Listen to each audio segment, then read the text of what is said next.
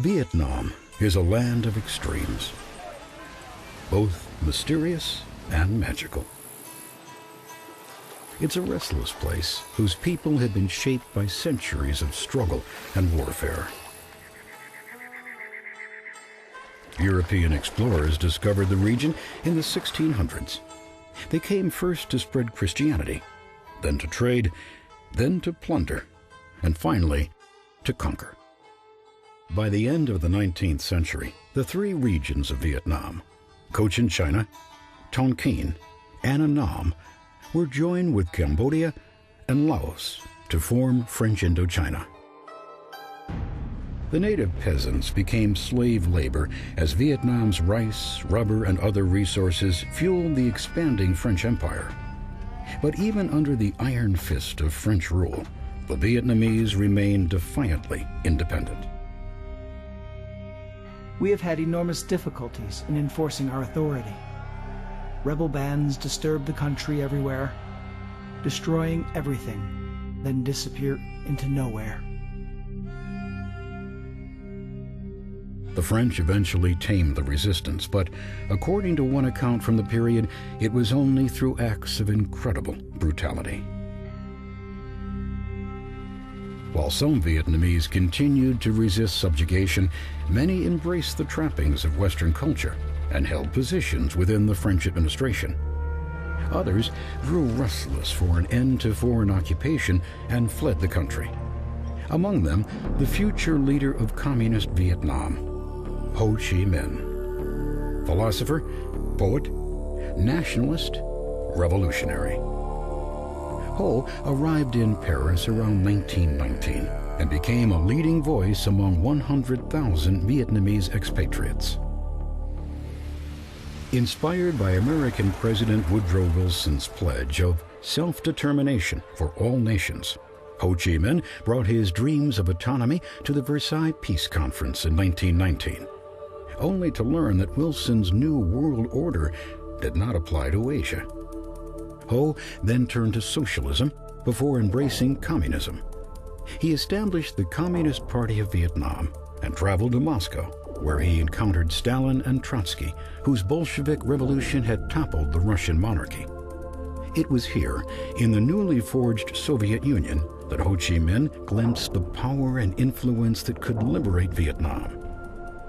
He would later write, "It was patriotism, not communism, that inspired me." The French resistance has collapsed and the Maginot Line has been broken, destroying all French resistance. Paris is an open city. At the outbreak of World War II, the Axis powers of Germany, Italy, and Japan seemed unstoppable. With the fall of France, Japan seized control of the French colonies in Indochina. For Ho Chi Minh, it was an opportunity to rekindle the fight for Vietnamese independence. He returned to Vietnam and formed a national liberation movement called the Viet Minh to oppose the Japanese occupation and fight for an end to French colonial rule. Within 4 years, Ho Chi Minh had built the Viet Minh into the most influential political group in Vietnam. During this time, Ho wrote repeatedly to U.S. President Franklin Roosevelt, appealing for diplomatic recognition. Roosevelt was openly critical of French imperialism and opposed a resumption of colonial rule. Ho felt sure he would gain the support of the American president. World War II ended in August 1945. With their empire in ruins, Japanese troops abandoned Vietnam, and the Viet Minh quickly assumed control of the country. Ho Chi Minh declared Vietnam's independence and established a provisional government. For the first time in its modern history, Vietnam was free of foreign domination and united from north to south. Ho reached out for international support, but by this time President Roosevelt was dead, and American political objectives had shifted.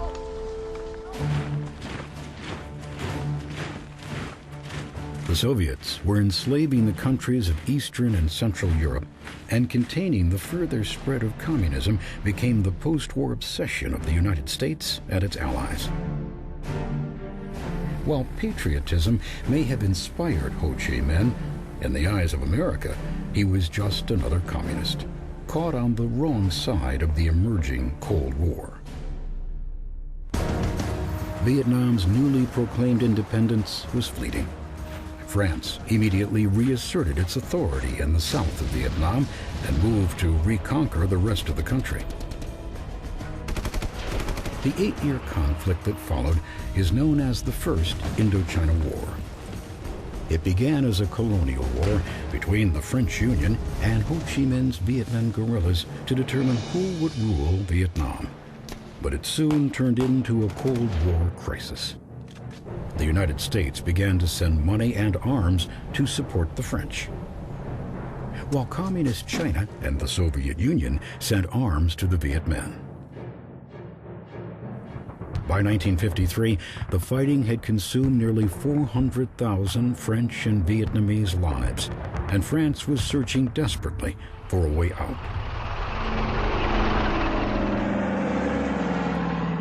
In November 1953, 12,000 French paratroopers descended into the valley of Dien Bien Phu in northwest Vietnam. Their mission was to draw the Viet Minh into a final, decisive battle to win the war. French commanders considered their base to be untakeable. They assumed the Viet Minh had neither the men nor the munitions to mount an offensive. But they had both, and Dien Bien Phu would become the greatest military defeat in French history. Over 50,000 Viet Minh troops scaled the surrounding hills, many pulling massive artillery pieces behind them. When it came, the Viet Minh attack was overwhelming. The French airstrip and artillery positions were quickly destroyed. With no way in or out, the besieged garrison became, in the words of one soldier, hell in a very small place.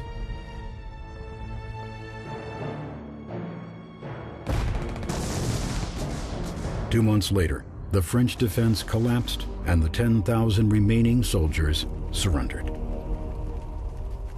Humiliated, France was forced to abandon North Vietnam and negotiate for peace. Ho Chi Minh was welcomed in Hanoi as a hero. His victory earned him widespread support throughout the country.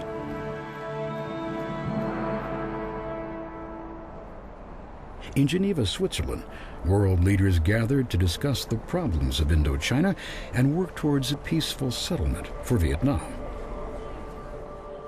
The growing Cold War cast its shadow over the conference. Amid fears that continued fighting might draw the superpowers into the conflict, the Viet Minh were forced to concede what they had won on the battlefield. The ceasefire agreements, known as the Geneva Accords, called for Vietnam to be temporarily divided at the 17th parallel. The communist government of Ho Chi Minh would rule the north from Hanoi, while a Western-backed administration would govern the south from Saigon.